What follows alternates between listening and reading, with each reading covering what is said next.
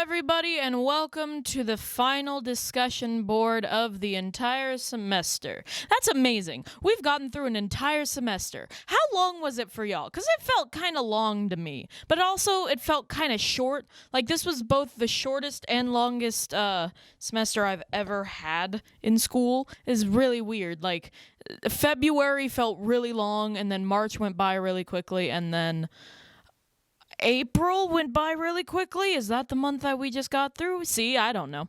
Anyway, the last discussion. Here we go. We had to answer 5 questions, and I have them here on my phone. How has COVID affected your learning structure? I think the main way that COVID affected my learning structure was it took away the consistency of it and the constant nature of it, because before I had been at the campus that I was going to all day just because I didn't really have a ride back to my house from it. I didn't have a stable riding situation. So I would be at the school all day for my classes, and I would think to myself, I have to study this, and then I have to double check that, and I have to make sure that gets done quickly and early. And I was in much more of a school mode because I was constantly at the school, but then I took a break during 2020, even before COVID hit.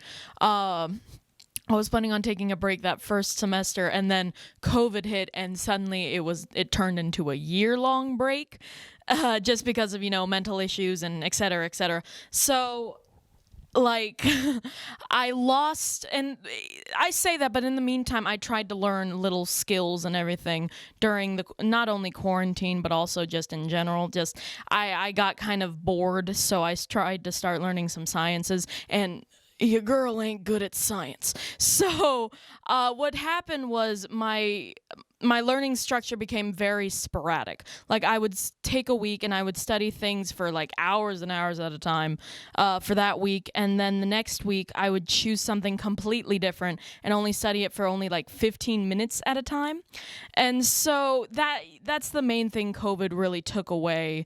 Not even took away, it changed in my learning structure, the actual scheduling and the actual consistency of it. I'm going to be so much better when classes are back in person, just because I'll be able to get myself back into that mode. Number 2.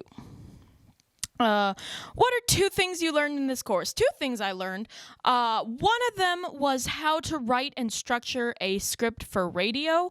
I didn't know how, I knew they had scripts and everything to make sure they were still stuck on, they were on track, but I did not know how they structured them, just because I never thought to look it up. And so whenever we did the radio broadcasting assignment, and Miss L showed us the scripts she had used and the script format, I was very excited to learn about that, especially since it's all based on time, and it's all based on time, and you have to make sure you get the commercials in that you need to, and you have to make sure it's all done in a strict manner so that you don't waste time, because like Miss L kept telling us, in that industry, time is the one thing you don't have. So learning how structured it is really interesting to me. The second thing is how the first electronic television, not to be confused with the mechanical televisions, was invented in 1927 by Philo Taylor Farnsworth. What a name, Farnsworth. I think about that a lot, just because I do not know how I could introduce myself as last name Farnsworth, because I would feel too powerful. And number 3, what would be the field you go into? TV, film, radio, podcast, YouTube, voiceovers. This was the hardest question for me in this, just because I want to go into all of those, but I know that I don't have the time in this life to go into all of those, because that's 7 different careers. Sure, they overlap in some areas, and that's probably the areas you're going to find me in, but I can't have 7 different careers where, So if I had to choose a specific set, so what I would want is to mainly focus in on voiceovers and voice acting work, and then also voiceovers and voice acting work, and then also keep making my YouTube videos just because I really love making those, and then as well as that have like maybe 1 to 2 podcasts as well, just because I also like doing those. I like having discussions and everything like that. So yeah, and that's not set in stone at all. Like, I have no idea. If anything, that's like a 6 to 7 year, like, not even plan. That's what I might see myself doing in like the next 6 to 7 years, while trying to make sure I have, because I have my dreams of owning my own TV network and also hosting Jeopardy, and like I don't think I can get to that part in doing just voiceover work and podcasts and YouTube, but it's a good starting point, because if it means I get more popularity, it means I get out there more. So that's more of a 6 to 7 year plan. The main thing that I really want is just a platform where I can tell my jokes and make people laugh. That's the main thing I want. Like, if I somehow go into stand-up comedy, which I do not think I can, because I don't think I have the right voice and like the right presence for it, but yeah, that's just all I want. Telling jokes and having people laugh at them for my own enjoyment. Number 4.